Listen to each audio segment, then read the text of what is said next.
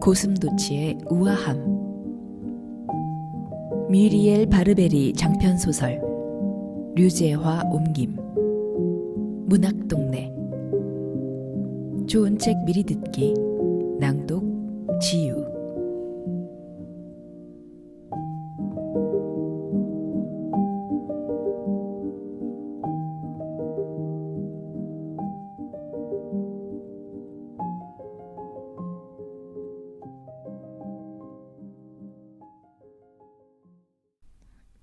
이 책을 쓸 때 나와 함께한 스테판에게.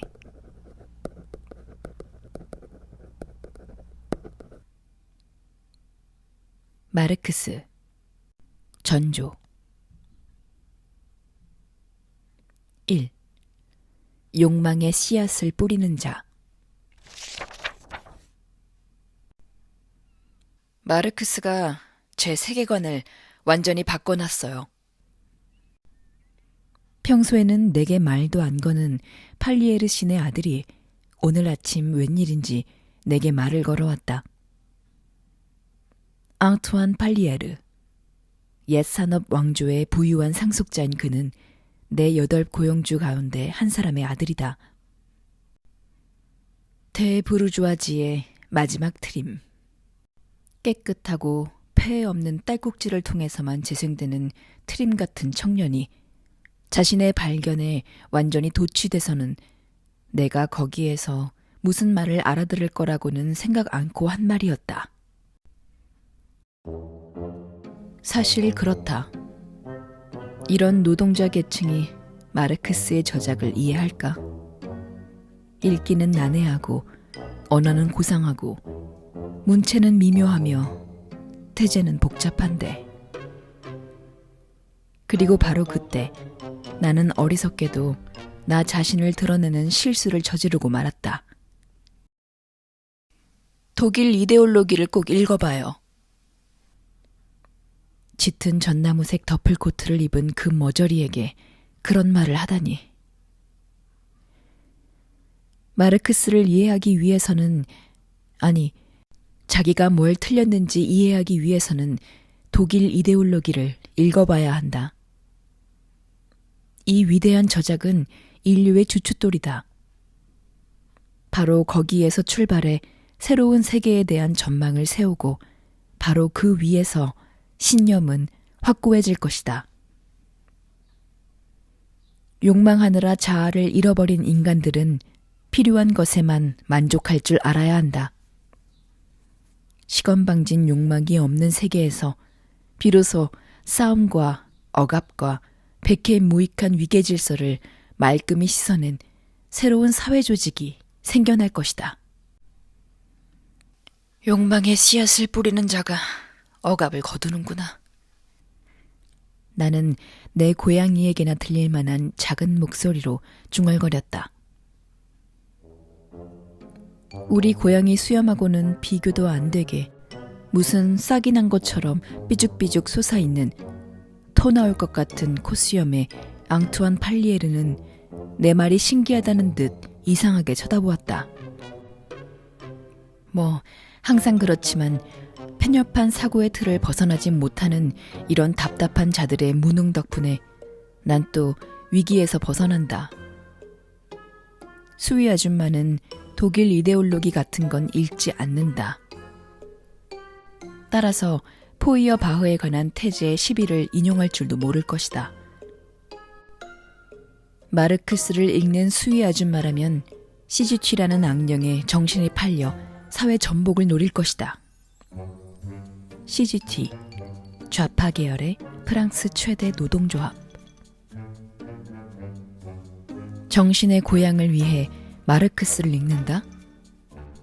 어떤 부르주아도 그런 상식밖의 생각을 하지 않는다.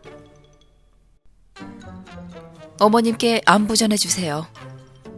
난 그의 코앞에다 문을 닫으며 말했다. 나도 모르게 새어나온 문장이 수천 년 동안 지속되어 온 편견의 힘으로 덮이길 희망하면서.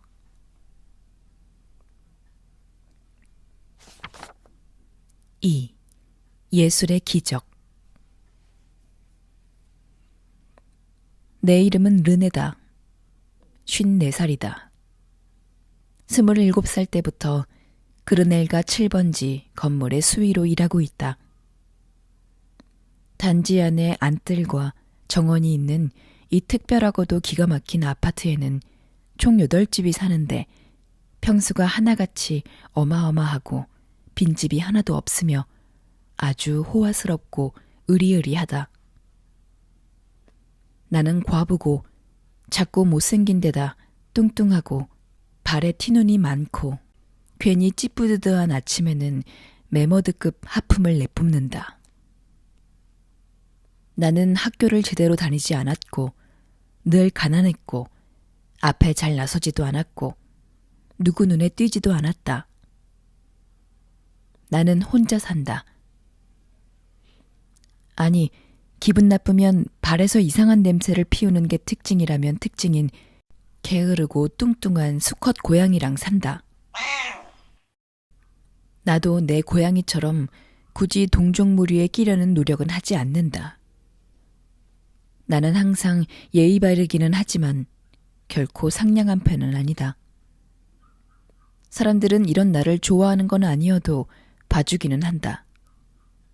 그 이유는 내가 건물 수위라는 직업에 대한 전형적인 사회적 믿음에 잘 들어맞기 때문이다.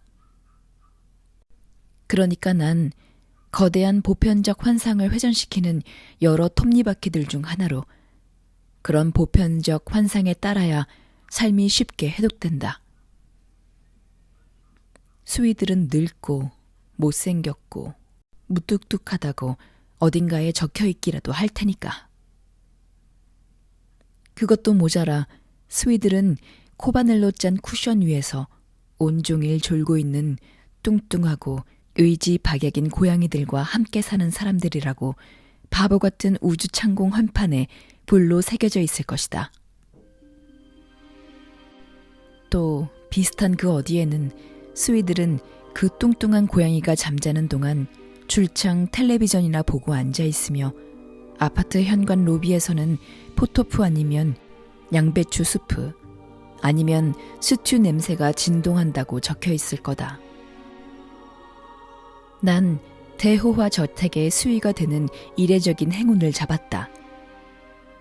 이런 비천한 음식을 요리해야 하는 것이 나로서도 정말 굴욕적이었는데 행정법원 판사이신 드 브로이 씨가 하루는 정중하고도 단호하게 판결을 내리듯 공동거주 공간에서 이런 썩은 서민들 악취는 제거해야 한다며 개입을 했으니 내 비록 어쩔 줄을 몰라 몸을 조아리는 신용을 했지만 실은 대단히 안도하지 않을 수 없었다. 나 역시도 원하는 바였으니까. 그게 27년 전 일이었다. 그 후로 나는 매일같이 정육점에 들러 사온 햄 슬라이스 혹은 송아지 간을 그물 장바구니 속에 국수 다발과 당근 묶음 사이에 안 보이게 끼워 넣었다. 냄새가 나지 않는다는 점에서 칭찬받을 만한 이 보잘것없는 식재료들은 나는 기꺼이 전시했다. 난 부자들의 저택에 사는 가난한 사람이니 가난한 이들이 흔히 먹을 거라고 생각하는 상투적인 식재료를 이용한 식생활을 보여주기 위해서였다. 그리고 내 몫이어야 할 음식들을 먹고 살찐 내 고양이 레옹은 돈육 가공식품 및 버터 범벅이 된 마카로니 따위를 개걸스럽게 먹어치웠다. 이로써 나는 어떤 후각적 민폐를 끼치지 않아도 되었고 내 음식 취향에 대해서도 의심을 사지 않아도 되었다. 텔레비전 문제는 훨씬 복잡했다. 남편이 살아있었을 때만 해도 그것은 내가 신경 쓸 문제가 아니었다. 텔레비전 보는 일은 남편이 꾸준히 도맡아 주었기에 나는 그 부역 같은 일은 안 해도 되었던 것이다.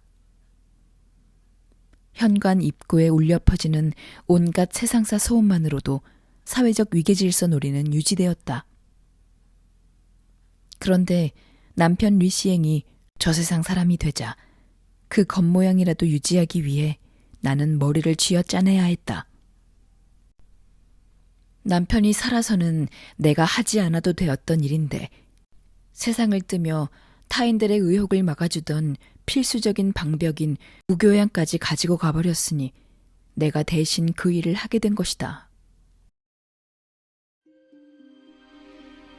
버튼 없는 초인종 덕분에 난 드디어 그 해결책을 찾았다. 사람들이 지나갈 때마다 벨소리가 울려 안에서 그 소리가 다 들렸고 이 적외선 메커니즘을 이용한 알람 장치가 기존의 초인종을 훌륭히 대체해 주었다. 이제부터는 그 장치로 현관의 통행 상황을 다 파악할 수 있었다.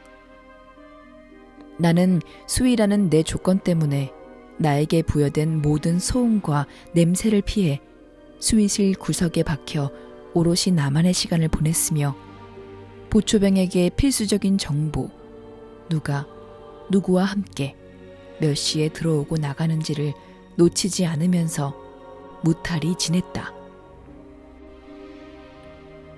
이렇게 해서 현관을 지나가는 아파트 입주자들은 안에서 희미한 소리가 들리면 텔레비전이 켜있나 보다 하고 절대 부족하지 않은 상상력으로 수희 아줌마는 역시나 텔레비전 앞에서 뒹굴거리고 있을 거야 라고 생각하고도 남았다. 나야 내 소굴에 틀어박혀 아무 소리도 듣지 않아도 되었다. 물론 누가 지나가는지는 알았다. 수위실 바로 옆 내 소굴에는 하얀 모슬린 천으로 가려놓은 작고 둥근 창이 있고 그 창으로 바로 앞에 있는 계단이 보이니 지나가는 사람의 신원을 은밀히 확인할 수 있었다.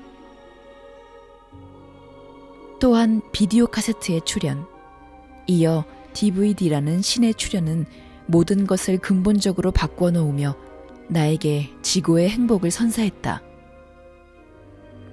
수위가 영화 베네치아의 죽음 앞에서 흥분하고 그의 일터에서 말러의 교향곡이 흘러나오는 것이 흔한 일은 아니다. 나는 어렵사리 저축해온 부부 통장을 깨 내 은신처에 이런 첨단 설비를 갖춰 놓았다.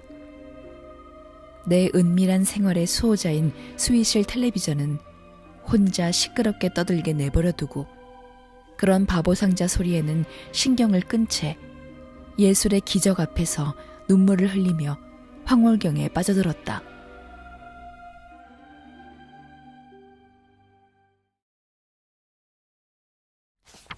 심오한 사고 1. 별을 보며 걷다. 빨간 금붕어 어항에서 끝나다.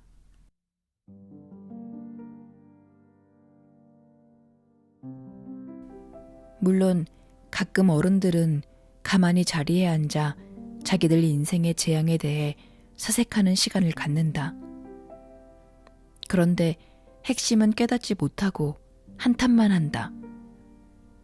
매번 같은 유리창에 부딪히는 파리들처럼 바르르 떨고 괴로워하고 우울해하고 침울해하며 가고 싶지 않은 곳으로 가게 만드는 톱니바퀴에 대해 문제 제기를 한다. 지식인인 척 하는 사람들도 똑같은 종교 행위를 한다. 아, 부르주아 인생, 증오스럽게 허무하다. 아빠랑 같이 식탁에 앉아 식사를 하는 사람들은 이런 냉소를 보이곤 한다. 어렸을 적 꿈은 어떻게 됐지? 그들은 뭔가 대단한 걸 깨달은 듯 심각하게 이렇게 말하기도 한다. 꿈은 다 날아갔고 인생은 참 역같아. 나는 어른들의 이렇게 인생 달관한 척하는 면이 싫다. 한 가지 진실이라면 그들도 다른 사람들, 그러니까 무슨 일이 닥쳤는지도 모르고 울고 싶어도 괜히 센 척하는 어린 아이들과 별반 다르지 않다는 것이다. 한데 쉽게 이해되기도 한다. 결코 좋은 것은 아니지만 어른들 말을 믿으며 자란 어린이들이 성인이 되어 복수하듯 이번에는 자기 자식들을 똑같이 속인다는 것이다. 인생은 의미가 있어. 위대한 사람들을 봐. 사람들은 이 말을 당연한 듯 믿지만 이것이야말로 기가 막힌 거짓말이다. 어른이 되면 그게 아니라는 것을 깨닫는다. 그러나 이미 늦었다. 미스터리는 아직 풀리지 않았는데 어리석은 짓들을 하느라 쓸 수 있는 에너지는 다 써버렸다. 그러니 인생은 어떤 의미도 없다는 것을 알면서도 그 사실을 감추기 위해 스스로 무감각해지고 그래도 잘 살아야 한다며 스스로를 설득하기 위해 자식들마저 속이는 것이다. 우리 식구가 만나는 사람들은 다 같은 길을 걷는다. 젊어서는 자신의 지식을 이용해 수익을 올리려 애쓰고 학력을 레몬처럼 쥐어짜 지위를 높이려 애쓰고 엘리트라는 위상을 확보하려 애쓰고 이어 평생 그런 희망들을 애써 품어봤자 결국 헛된 것임을 어리둥절 깨닫는다. 사람들은 별을 보며 간다고 믿지만 결국 어항 속 빨간 금붕어 신세가 되고 마는 것이다. 인생이 부조리하다고 처음부터 애들한테 가르쳐주면 진짜 간단한데 왜 그러지 않는지 이상할 뿐이다. 물론 그게 어린 시절의 좋은 순간들을 앗아가긴 하지만 어른이 되었을 때 시간을 벌게 해주지 않는가. 그렇다고 트라우마를, 그러니까 어항 트라우마를 피할 수 있을지는 모르겠지만 말이다. 나는 12살이다. 그르넬가 7번지 부자 아파트에 산다. 우리 엄마 아빠는 부자다. 우리 가족은 부자다. 따라서 우리 언니와 나도 잠재적으로는 부자다. 우리 아빠는 장관을 지냈고 지금은 국회의원이다. 이제 마지막으로 국회의장직에 올라 국회의장 공판에 지하 포도주 창고를 비우는 일만 남았다. 사실 우리 엄마는 학자는 아니지만 문학박사 학위를 가진 고등교육을 받은 사람이다. 저녁 식사 초대장을 쓸 때 문법을 틀리지 않고 온갖 문학 지식을 인용하며 우리를 지쳐 쓰러지게 만드는데 선수다. 콜롱브, 게르망트처럼 하지 마. 아, 우리 딸 진짜 산세베리나구나. 이러면서. 그럼에도 불구하고, 즉 이런 모든 기회와 풍요에도 불구하고 매우 오래전부터 나는 나의 운명은 결국 금붕어 어항 속에서 끝날 것임을 잘 알고 있다. 어떻게 아느냐고? 난 아주 똑똑하니까. 그것도 아주 특출나게 똑똑하니까.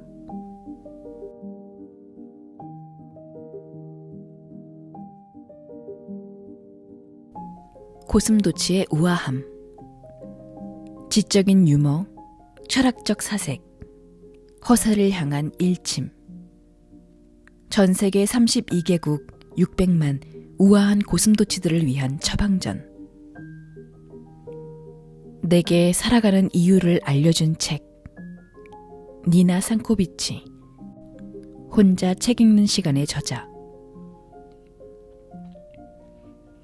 미셸 부인에겐 고슴도치의 우아함이 있다. 몹시도 고독하고 더없이 우아한 작은 짐승, 고슴도치처럼. 남다른 지성과 교양을 감추고 살아가는 50대 수위 아줌마 르네 미셸. 세상의 부조리와 삶의 허물을 너무 일찍 깨닫고 죽기로 결심해버린 맹랑한 천재소녀 팔로마 조스. 파리 부촌 그르넬가 7번지. 단단한 가시 속에 웅크린 그들이 세상으로 내딛는 한 걸음. 허세 가득한 아파트 주민들을 향한 날선 풍자가 어우러진 철학과 예술을 음미하는 경쾌한 미학 산책. 고슴도치의 우아함은 만병통치약이다. 렉스 프레스. 지은이 뮤리엘 바르베리, 옮기니 류재화. 문학동네. 좋은 책 미리 듣기. 낭독 지유.